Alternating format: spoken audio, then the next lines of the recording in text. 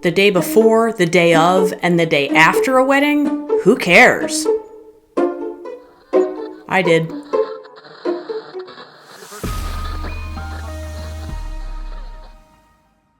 Hi, I'm Amanda, and this is Spineless Books, your one-stop shop for all things audiobook. 3 Days in June by Ann Tyler is a super short audiobook. You can finish the whole thing in about 4 hours. So, is something that's only 4 hours long worth your time? First of all, I found Ann Tyler's writing really superb.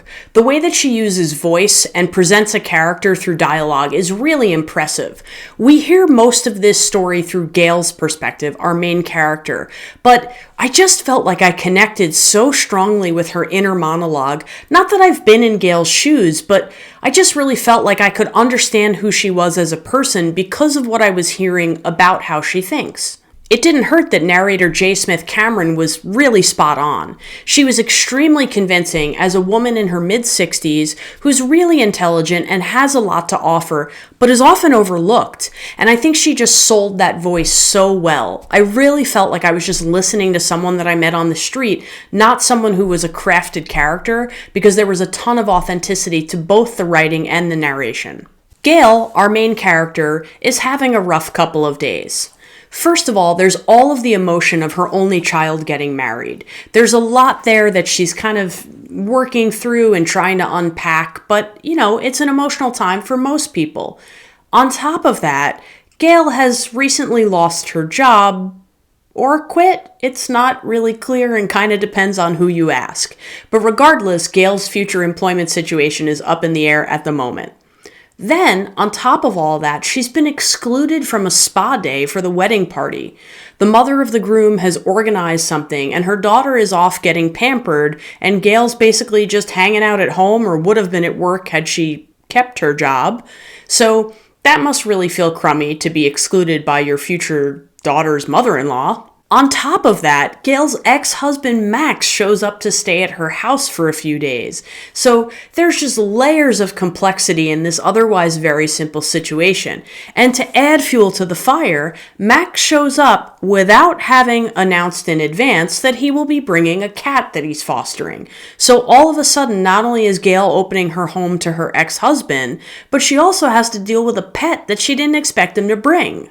Gail's ex-husband Max is Debbie's father, and we don't really get any information about the conversation that led to him being invited to stay there, but I can tell you that they have been divorced a long time. Obviously, Debbie's old enough to be getting married, but they've been divorced since she was a really little kid. Debbie is also working through some doubts about her upcoming marriage, and Gail gets very involved in this.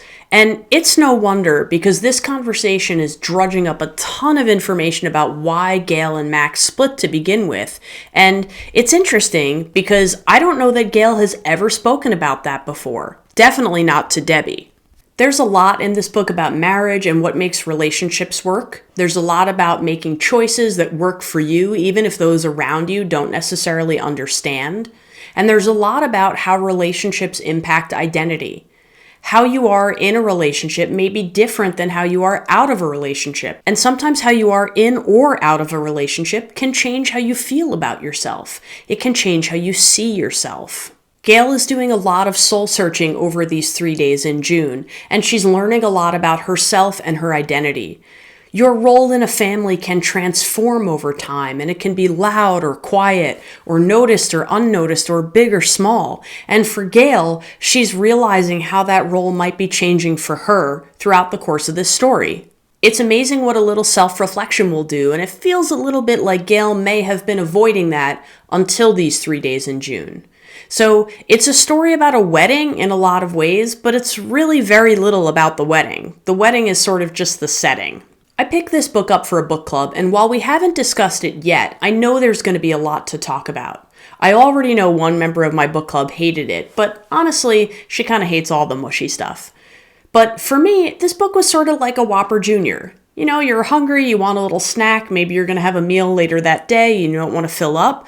You're not quite ready for a whole Whopper. So I think this is a great short story with a lot in it. It has a lot of layers and a lot packed in.